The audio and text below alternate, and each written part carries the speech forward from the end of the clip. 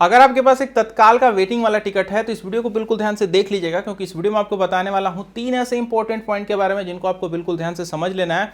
और इन तीनों पॉइंट्स में अगर आपने एक भी पॉइंट यहां पर मिस किया तो आपकी जो तत्काल की वेटिंग टिकट है उसका रिफंड आपको बिल्कुल जीरो मिलेगा, यानी कि अगर आप उसको कैंसिल करेंगे तो आपको वहां पर कोई भी रिफंड देखने को नहीं मिलेगा। और साथ ही आपको इस वीडियो को स्किप नहीं करना है, वीडियो भी यहीं से स्टार्ट है। अब बात करें हम लोग सबसे पहली मिस्टेक के बारे में, तो बहुत सारे लोग क्या गलती करते हैं कि जब भी अपने तत्काल की वेटिंग टिकट को कैंसिल करने जाते हैं तो कैंसिलेशन से जस्ट पहले उसका करंट स्टेटस नहीं देखते हैं, और इसके कारण उनके जो तत्काल की वेटिंग टिकट है उसका रिफंड जीरो मिलता है, यानी कि रिफंड मिलता ही नहीं है। कैसे, समझिएगा।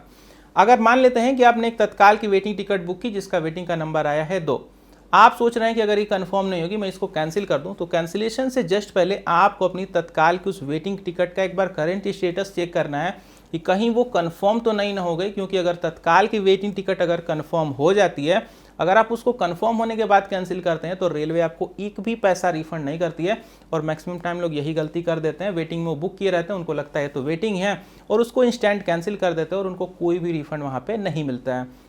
अगर आपको अभी यकीन नहीं आ रहा हो कि तत्काल की कंफर्म टिकट को कैंसिल करने पे कोई रिफंड नहीं मिलता है, तो मैंने अपनी खुद की एक कंफर्म तत्काल टिकट को कैंसिल किया और उस वीडियो का लिंक मैं नीचे डिस्क्रिप्शन बॉक्स और पिन कमेंट दोनों जगह ड्रॉप कर दूंगा। इस वीडियो को बिल्कुल ध्यान से देख लीजिएगा, मैंने अपने खुद के पैसे डुबाए हैं आपको समझाने के लिए। अभी जंप करते हैं हम अपनी दूसरी सबसे बड़ी मिस्टेक के ऊपर में। तो हमारा यहाँ पे जो दूसरा पॉइंट है ये ऐसे लोगों के लिए है जो भी अपनी तत्काल की वेटिंग टिकट को बुक कर लेते हैं और उसके बाद वेट करते हैं चार्ट प्रिपरेशन होने का, यानी कि चार्ट बनने का वो वेट करते हैं। और वेट में ये बस सोचते हैं कि उनकी तत्काल की जो टिकट है वो अगर कंफर्म हो जाती है तो अच्छी बात, अगर वेटिंग में ही रुकी रह जाती है तो रेलवे उसको ऑटोमेटिकली कैंसिल कर ही देगा और उनका रिफंड उनको दे देगा। तो यहाँ पे आप आधा सही हैं। कैसे, समझिएगा। जब भी आप कोई भी अपनी तत्काल की टिकट बुक करते हैं वेटिंग की कंडीशन में, तो अगर आपका जो पीएनआर है अगर फुल्ली वेट लिस्टेड होता है, कहने का मतलब अगर आपने 3 टिकट बुक की या फिर 2 टिकट बुक की, अगर वो पूरी की पूरी फुल्ली वेट लिस्टेड होती है तो ही ऐसी कंडीशन में रेलवे उसको ऑटोमेटिकली कैंसिल करके आपका रिफंड आपको प्रोसेस करता है। लेकिन अब यहाँ पे जो गलती होती है उसको समझिए। मैक्सिमम कंडीशन में क्या होता है, आपका जो पीएनआर है वो पार्शियली कंफर्म हो पाता है, यानी कि कहने का मतलब अगर आपने 4 टिकट बुक की हैं तो कोई 2 कंफर्म हो गई, 2 वेटिंग में रुक गई, या फिर 4 में मान लीजिए कि 3 कंफर्म हो गई और 1 वेटिंग में रुक गई। तो ऐसी कंडीशन में ये आपकी जो वेटिंग वाली टिकट है इसको रेलवे खुद से कैंसिल नहीं करता है, ना ही इसका आपको रिफंड प्रोसेस करता है। अगर आपको इस वेटिंग वाली टिकट का रिफंड चाहिए तो आपको इसको मैनुअल कैंसिल करना पड़ेगा, यानी कि टीडीआर फाइल करके ही आपको इसको कैंसिलेशन करना पड़ेगा, तो ही आप इस वेटिंग वाली टिकट का रिफंड ले पाएंगे। नॉर्मली अगर आप वेट करते रह जाएंगे 10 साल तक भी तो भी आपको इस वेटिंग वाली टिकट का रिफंड नहीं मिलेगा। तो दोस्तों मेक श्योर करके इस चीज़ का आपको ध्यान देना है। और यहीं पे एक इंपॉर्टेंट पॉइंट में मैं आपको बता दूं, इसी पॉइंट के अंदर है कि आप चाहें तो इस वेटिंग वाली टिकट से भी ट्रेवल कर सकते हैं, यानी कि एक पीएनआर पे अगर कुछ टिकट कंफर्म हो गई हैं और कुछ टिकट अगर वेटिंग में रुकी हो गई हैं, तो यहाँ पे जो वेटिंग वाले पैसेंजर हैं ये भी कंफर्म वाली टिकट के साथ सीट मैनेज वगैरह करके अपनी जर्नी को कर सकते हैं। कोई भी दिक्कत की बात नहीं है, टिकट ऑनलाइन हो या फिर काउंटर का हो कोई फर्क नहीं पड़ता है।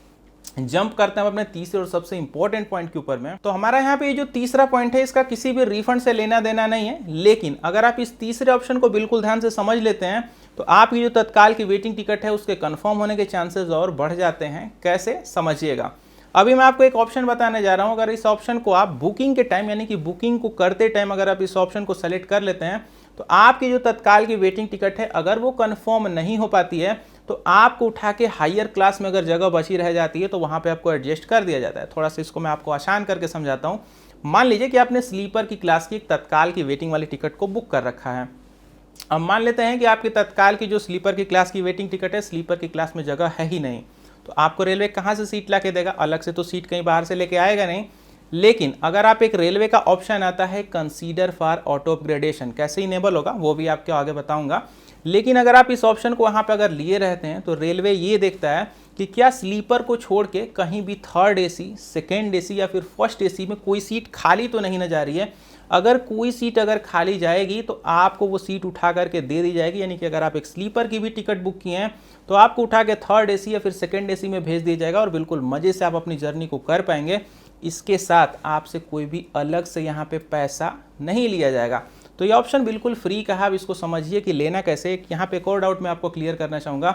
बहुत सारे लोग यहीं पे दिमाग लगा के बोलेंगे कि क्या मुझे पीछे तो नहीं ना कर दिया जाएगा, जैसे कहने का मतलब थर्ड एसी के मान लीजिए कि टिकट बुक है तो अब लोग यही कहेंगे कि कहीं उठा के मुझे जनरल में तो नहीं ना भेज दिया जाएगा या फिर स्लीपर में तो नहीं ना भेज दिया जाएगा।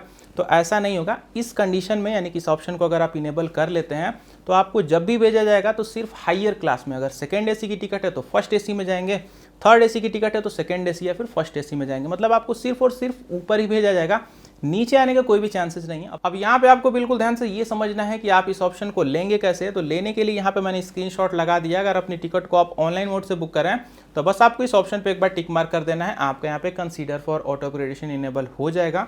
लेकिन अगर आप यही टिकट रेलवे के काउंटर से जाके बुक कर रहे हैं तो वहाँ पे भी आप इस ऑप्शन को ले सकते हैं। आपको जब फॉर्म फिल आप करते हैं तो वहाँ पे एक ऑप्शन आपको देखने को मिल जाता है। अगर इस ऑप्शन को आप नहीं जानते होंगे तो नीचे पिंड कमेंट और डिस्क्रिप्शन बॉक्स में चले जाएगा। मैंने फॉर्म फिलअप की एक वीडियो ऑलरेडी बना रखी है जिसमें मैंने इस ऑप्शन को कैसे लेते हैं काउंटर से जाके वो बता रखा है। आप इस ऑप्शन को बस एक बार टिक मार्क कर देंगे, आपका ये ऑप्शन इनेबल हो जाएगा। तो मेक श्योर करके इस वीडियो को भी चेकआउट कर लीजिएगा और ऐसे ही मजेदार वीडियोस को देखने के लिए चैनल को आप सब्सक्राइब कर सकते हैं। बाकी आपसे मैं मिल जाऊंगा एक अगली वीडियो में। Good bye.